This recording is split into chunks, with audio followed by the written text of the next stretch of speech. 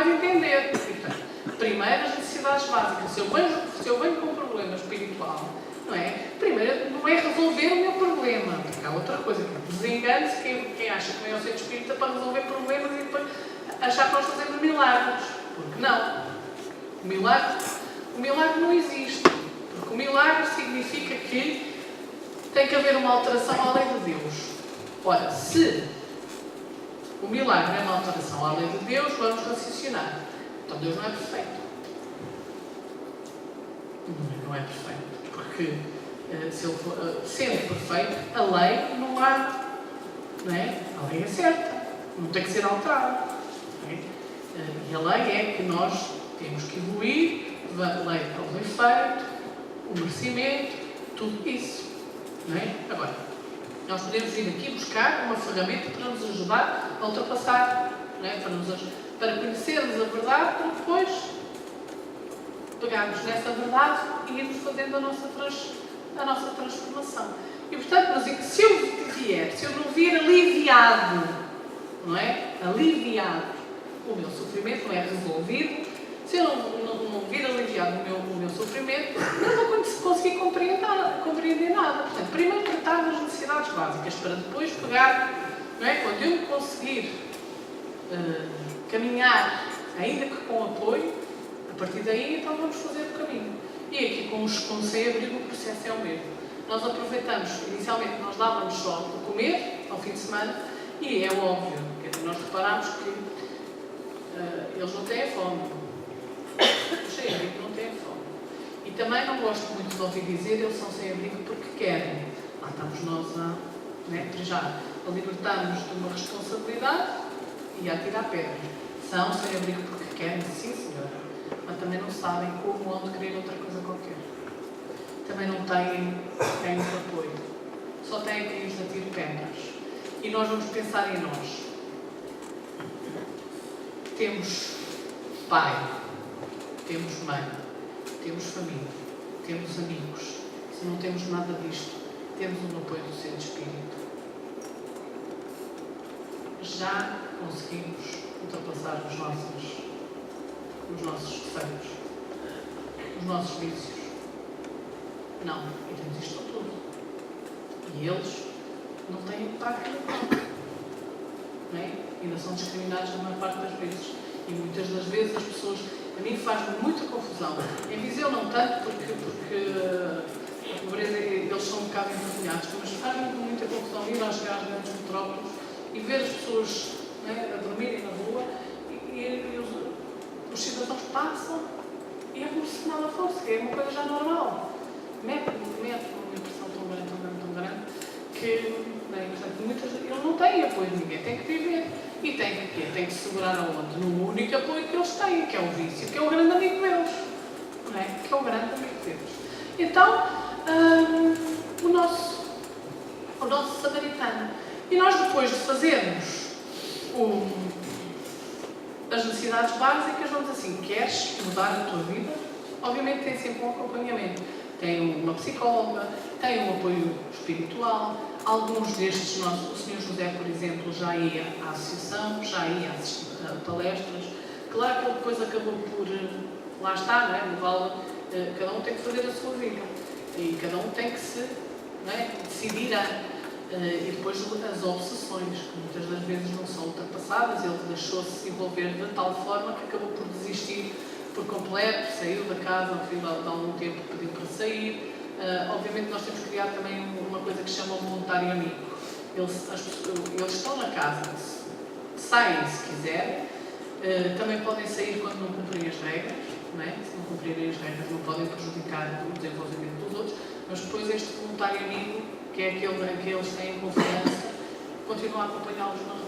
E, portanto, foi o que aconteceu com o Sr. José. Mas ele deixou-se envolver espiritualmente, não é? Porque não tem outra explicação, que acabou por depois desistir, não é? Desistir da própria vida, portanto caiu, foi para a rua, acabou por ir para o hospital, porque já nem sequer conseguia quem lhe arranjasse dinheiro, quem o deixasse pedir, porque bebia e tinha, pronto, fazia figuras muito... prejudicava até o local que ele queria ir num café, e depois foi para o hospital e acabou por... Quando foi internado no hospital não quis mais medicamentos, anos, só quis ir para lá dormir, não é? Porque já não conseguia dormir na rua e acabou por desencarnar. Obviamente que é assim, quando nós falamos assim, pronto, olha, não ajudaram este senhor. Temos que pensar no sentido espiritual do termo, não é? Nós temos que pensar no sentido espiritual do termo. Porquê? Porque ele já ia assistir às palestras, foi acompanhado, nós falámos, nós ensinámos, ele manifestou-se aqui há uns tempos atrás, agradecendo, obviamente que ele não está bem, não está, mas que aquilo que ele ouviu, apesar de na altura enquanto cá estava connosco não acreditar e achar que era uma história, não é? Mas ficou e serve. Assim, eu a partir de agora vou utilizar isto para vai ser diferente, é o meu começo, vai-me ajudar a dar o primeiro passo. Então, tudo o que a gente possa fazer por alguém, apesar de acharmos que não vai ter resultados imediatos e não vale a pena fazer, não pensem em si. Porque até uma prece pode fazer bem. E se não for agora, lá mais à frente, daqui por 1000 anos, daqui por 90 vidas, vai fazer, porque vai ficar. E eu tenho a certeza disto, porque tenho experiência própria. Quando meu pai adoeceu em 2013, a minha mãe já desencarnou, eu tenho há 31 anos, portanto eu era muito pequenina e já estávamos habituados a conviver, não é, com estas perdas. Graças a Deus também conhecemos a doutrina espírita que nos custa sempre, nós somos humanos, a saudade também passa e custa sempre, mas é diferente. Pronto, ajuda-nos a compreender melhor. E hoje em dia eu dou graças a Deus por a minha mãe ter desencarnado com a idade que tinha. Graças a Deus. Todos os dias eu agradeço a Deus pelo facto de ela ter desencarnado quando eu era pequena. Se nós pensarmos, não é? Materialmente falando, o que é que ela está para ali a dizer? Quem é que a minha mãe deixou 4 filhos. Eu tinha 11, a minha irmã mais nova tinha 5. E o meu pai tinha 38 anos. Portanto, credo, um homem tão novo ficar com 4 filhos assim, que Deus, como é que Deus pode ser justo? Lá nós estamos a pensar, não é? Lá nós estamos a pensar na matéria. Eu hoje dou graças a Deus, sabem porquê? Porque obviamente fui uma jovem, também fui jovem irreverente, também passei pelas faculdades, também passei pelas tentações, também passei por isso tudo. E se eu hoje estou aqui, eu posso dar graças a ela. Porque muitas situações na minha vida, eu não segui, né? Tinha 2 caminhos. Eu não segui pelo lado errado, porque eu sei que ela estava lá no momento certo para impedir. Muitas das vezes, com situações que me iam acontecendo na vida, que me faziam sentir mal, que eu sei que foi ela que as provocou, que é para eu não. É assim, isto é uma lição.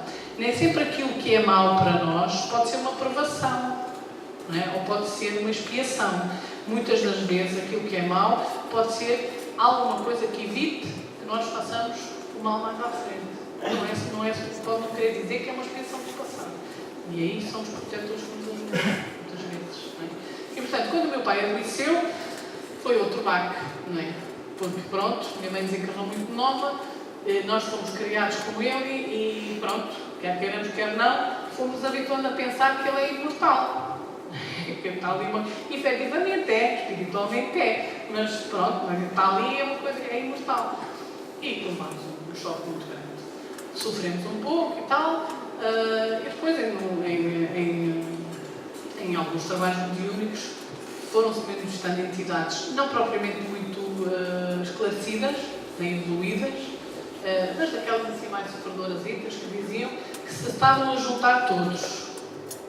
Aqueles a quem ele ajudou, aqueles a quem ele ensinou, aqueles a quem ele doutrinou para orarem por ele.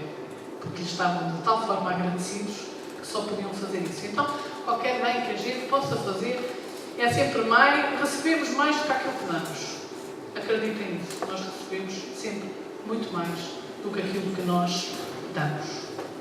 No dia seguinte, tirou 2 denários e os deu ao hospedeiro, dizendo: trata muito bem deste homem e tudo o que despendes a mais, eu pagarei quando necessário. Portanto, tratar das necessidades básicas, para quê? Para depois acompanhar. Não é viver eternamente na dependência, com a moleza. Porque nós nunca acabamos com a pobreza, também não vamos acabar com ela. Façamos o que façamos, não vamos acabar com a pobreza, mas se dermos a ferramenta para que a pessoa possa seguir sozinha, É muito mais válido do que, efetivamente, a simples modo ou simples assistencialismo. Porque é muito mais fácil, não é? Ainda que seja difícil nós dar 50 cêntimos a alguém que pensamos que vai usar isso no álcool, é muito mais fácil fazer isso do que pegar nessa pessoa e dizer assim: estás com fome? Anda, vem comigo, vamos comer, eu vou-te dar de comer. E enquanto estamos sentados à mesa do café, né, e alguém está a comer, vamos perguntar: então, porquê é que estás assim? Saber da vida, saber um pouco mais, saber o que se pode fazer. Isto custa, não é? Isto custa. O acompanhamento custa muito mais, porque nós estamos tal como há passagens na nossa vida que é muito mais fácil deixar e limpar a nossa consciência. Portanto, acompanhar. E pode não querer dizer que a gente muda a vida financeira. Nós para além de trabalharmos com o sem-abrigo, nós trabalhamos com 70 famílias. Apoiamos 70 famílias. Dessas 70, algumas frequentam a instituição ao sábado, ouvem o Evangelho, a explicação do Evangelho segundo o Espiritismo, e depois têm alguns ateliês, apoio escolar, assim. E elas já lá vão para aí há quase 10 anos. Há quase 10 anos. Continuam pobrinhas. Exatamente na mesma.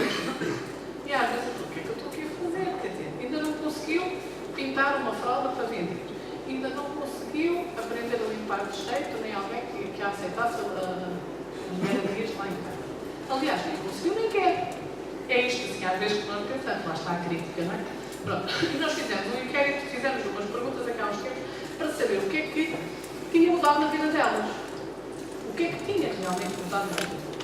E nós temos duas senhoras, uma delas veio ter connosco, nós fomos encontrá-la no hospital, porque ela tinha encontrado uma porta de escape. Ela era vítima de violência doméstica, do marido, e a única porta que encontrou para fugir, no dia em que o marido estava a surrar, foi uma janela. E pronto, e saiu pela janela fora. E caiu para o hospital. Portanto, o marido esquizofrénico, violento. Hoje o marido frequenta a associação. Hoje o marido vai às palestras. Isto continua pobre. Mas o marido hoje já não bate. Isto é uma mudança. Às vezes é tão difícil amar que, por exemplo, para começar a aprender a amar, para quem grita, né? Para quem só sabe gritar, para quem só sabe discutir, conseguir estar calado 2 minutos é começar a aprender a amar. Porque hoje cala-se 2 minutos, amanhã cala-se 5, depois cala-se 10 e depois já não grita. É um princípio, não é? E outra, que era vítima também do marido e do sogro, que estava acamado e que mesmo assim conseguia bater, e muitas das vezes era vítima por causa dela, porque ela também não tinha paciência, não tinha tolerância, também era violenta. E o que ela nos respondeu foi: eu hoje já consigo ser mais tolerante com o meu sogro. E por isso não tenho tanta violência lá em casa. Isto é uma mudança, não é? Isto é uma mudança. Então, acompanhar para dar as ferramentas às pessoas para que comecem a ser diferentes. E se pela lei de causa e efeito nós sabemos que estamos a achar aquilo que fizemos, não é? E que o que interessa não são os bens materiais, porque o reino de Deus não é deste mundo. As ferramentas morais e espirituais são fundamentais para que a pessoa consiga ultrapassar as materiais de uma outra forma. Qual desses três te parece ter sido o próximo daquele que caíra em poder dos ladrões? O doutor respondeu: aquele que usou misericórdia para com ele. Então vai, diz Jesus, e faz o mesmo que não disse para o doutor da lei. Isto foi um ensinamento que deixou perpetuado pelo exemplo, não é? Porque se nós hoje conhecemos a mensagem de Jesus, foi porque ele foi o exemplo. Se não tivesse sido, tinha ficado um esquecimento como tantas outras. Então é um convite, não é? É um convite a nós próprios, para nós fazermos exatamente como ele nos ensinou. A caridade pelo pensamento, a caridade material, a caridade moral, que todos os dias nós somos convidados a fazer em qualquer situação da nossa vida, na nossa casa, nos nossos lares, com os nossos maridos, com as nossas mulheres, com os nossos filhos, não é? Não é só o levar, não é só o ajudar. Portanto, estamos convidados, nós convidamos a todos para efetivamente, amarmos o próximo como nos amamos a nós. Então temos que começar a amar-nos a nós. Para nos amarmos a nós, temos que modificar aquilo que sabemos que é mau para nós, modificar os nossos defeitos e a cada dia sermos cada vez melhores. Eu peço desculpa pelo tempo que vos tomei, porque eu falo muito. Nós trazemos aqui um projeto que se chama o Colher de Esperança, que é um projeto de apoio à pessoa sem abrigo. Na altura começou por ser Colher de Esperança porque nós dávamos de comer colher de esperança. Hoje em dia é um colher de esperança, porque efetivamente para além da colher nós também damos alguma ferramenta para que a pessoa possa começar a colher alguma esperança e a ver a luz ao fundo do túnel. Este livro que aqui está, eu tenho aqui uma capinha dele, Cozinha onde a magia acontece, é um livro de receitas, não é espírita. Quer dizer, não é doutrinário. Quer dizer, é doutrinário. Porquê? É de receitas. Só que estas receitas foram todas feitas, elaboradas na associação com a ateliê de culinária com as nossas mães. Nós pegámos em algumas famílias e ensinámos a reaproveitar sobras. E, portanto, desde entradas, saladas, sopas, pato de carne, pato de peixe, sobremesas, 82 receitas só com aproveitamento de sobras. Portanto, eu digo que é doutrina porque também é caridade. Porque, ao adquirirem este livro, ajudam no projeto de apoio à pessoa sem abrigo. Mas também são ajudadas porque recebem as receitinhas todas ali para aproveitarem sobras e a começarem a poupar as vossas refeições. Temos também outros livros aí, esses sim já doutrinários. Temos um livro de Fernando Pessoa, portanto, que explica a mediunidade de Fernando Pessoa. Vem comigo, que são mensagens de alento todos os dias, quando tivermos um problema, pegamos e lemos uma mensagem. Vidas encruzilhadas são vidas de vidas sucessivas em que o aborto foi uma problemática na vida da personagem principal. Labirintos, que fala da obsessão, pensamento fundamental e utilidade, que explica como é que tudo isto funciona, custo básico da doutrina espírita. Enfim, temos aí várias opções. Se quiserem colaborar connosco, nós ficamos agradecidos. Eu, antes de terminar, gostava de mostrar também algumas. Isto aqui é a nossa casa, foi-nos cedida, portanto, este é um terreno que eles prepararam para a agricultura. Foi uma festa que nós fizemos, uma sardeada que nós fizemos com eles lá na casa, com todos eles. Portanto, eles próprios limpam a casa, não têm empregadas para limpar. Portanto, a educadora está lá na casa para os acompanhar na gestão doméstica da casa, na higiene pessoal, na higiene da própria casa. Pronto, estes são eles a fazerem a capinarem, como eu costumo dizer aqui, o terreno. Estes são algumas refeições, jantares que fazemos com eles, o terreno. Portanto, isto era tudo mato e hoje em dia está cultivado, que são eles próprios que fazem o cultivo da casa. Um ateliê de informática que nós conseguimos colocar alguns utentes nesse ateliê. Estão a aprender na junta de freguesia computadores, a aprender a mexer no computador, a escrever. Alguns deles nem sequer sabiam ler nem escrever hoje em dia. Este senhor aqui tem 50 e poucos anos, só há uma semana é que conseguiu ter o bilhete de identidade assinado com o nome dele, porque não assinava ou não sabia escrever. Então, estou à vossa disposição depois, se quiserem tirar algumas, saber um pouco mais. Eu também já me alonguei demais. Eu tinha só uma mensagem para deixar a todos o Senhor José Rodrigues desta vida. Seja de que forma for, isto é algo para ele, mas também para todos os José Rodrigues da vida. Então, sinto-me como se estivesse numa casa sem ser na instituição. Exatamente, sinto como se estivesse na minha casa. É isso que me faltava. O que é que eu gostava de verdade? Gostava que todos estivessem no mínimo na condição que eu já tenho. Se todos tivessem uma condição destas, já não era tudo mau. Porque às vezes não é a questão do dinheiro. Às vezes só um bom dia, uma boa tarde, chega.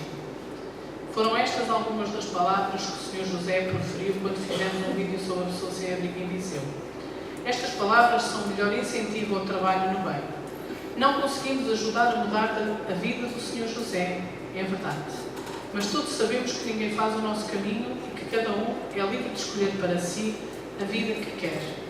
Fizemos o nosso melhor, demos tudo o que podíamos. Não mudámos a sua condição, mas ainda que por breves momentos de lucidez, o Sr. José sentiu-se em casa. Sentiu-se acompanhado e acarinhado. É certo que temos que tentar incutir regras, porque ninguém é inserido na sociedade se não tiver hábitos e regras. Mas a regra maior é a paciência, a tolerância, o amor. E eu sei que, apesar de imperfeitos, todos conseguimos amar um pouco e temos essa capacidade. Então, atrevo-me a dizer que, apesar das regras, o Sr. José sentiu-se amado. Não é uma questão de dinheiro, não é uma questão de comida. Muitos têm fome de atenção, fome de uma palavra amiga, fome de serem escutados. E esse é o nosso trabalho. Muito para além de matar a fome, porque muitos não a têm na realidade. Tanto que nos queixamos da vida. Olhemos para estes irmãos e agradeçamos a vida que temos e a sorte de termos conhecido e compreendido Jesus. Eu não me orgulho de mendigar. Eu faço porque a miséria da minha vida assim me obriga, como a mim, a milhares deles espalhados por este país fora. Muitos deles ninguém sabe onde estão, nem quem são. Uns porque têm vergonha, outros porque são discriminados, dizia. Assim, Sr. José, a vós, Josés desta vida, queremos dizer-vos que continuamos aqui para vos ajudar na vossa caminhada. Apesar das dificuldades que possa encontrar, conte connosco, porque sabemos que um dia, seja que dia for, alcançará a perfeição e será verdadeiramente feliz, sem discriminações. E sabe melhor, está nas suas mãos. Não depende de ninguém conseguir isso. Confie e lute. Jesus vai ajudar. Que Jesus nos abençoe. Espero não ter sido muito cansativa. E até à próxima. Obrigada por tudo.